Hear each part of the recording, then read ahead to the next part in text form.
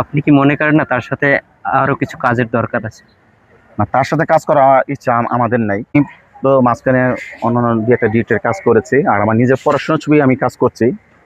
আমার ছবি একটা রেডি করা আছে। সিনেমার নামটি যদি একটু সিনেমা নামটার নাম হচ্ছে তোর কারণে। ছবি এটা অলরেডি করা আছে, রিলিজ করবো ঈদের পরে, দেখি একটা ভালো সময় দেখে আমি রিলিজ করব আমার ছবিটা, আমার নিজের পড়াশোনার ছবি। যেহেতু আমি সিনেমার লোক, আমি নিজে সিনেমা এখন পুরস্কার করছি, এখন আরও কিছু ছবি, 4-5টা ছবি আলোচনা মধ্যে আমরা করতেছি। এর মধ্যে ঈদের পরে এটা রিলিজ হবে। আমার রমজানের আগে ছবি, এই মাসে ছবি আরম্ভ, রমজানের আগে আমার ছবি শুরু করার কথা ছিল, যে কোনো কারণবশত ছবিটা শুরু করতে পারিনি। এখন ঈদের পরে, কোরবানি ঈদের পরে আমি একটু বসবো, বসে নতুন একটা গল্প নিয়ে আমরা বসতেছি। ভালো একটা আশা করছি ভালো একটা করবা। কিছু আশা করি। হ্যাঁ, আর ভাইয়া, যেহেতু সিনেমা ইন্ডাস্ট্রিতে এখন হিরো হিসাবে যদি বিবেচনা করা হয়, সবাই সাকিব ভাইকেই অ্যানালাইসিস আপনি করছে এখন। একসময় করেছেন। তার সাথে একসময় আপনার কাজ আছে, আমরা জানি এবং দেখেছি, দর্শকরাও দেখেছে।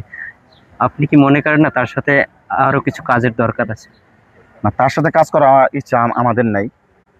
সে তার একটা জায়গা সেট করে নিছে, সে এখানে আসছে, অবশ্যই তাকে মানে সাধুবাদ জানাই।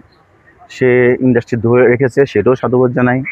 বাট সে আমাদের দেশের ছেলে, আমাদের ইন্ডাস্ট্রির ছেলে। আমার চাই আমার ইন্ডাস্ট্রির লোকজন নিয়ে সে কাজ করবে, আমি এটাই তার কাছে প্রত্যাশা করব।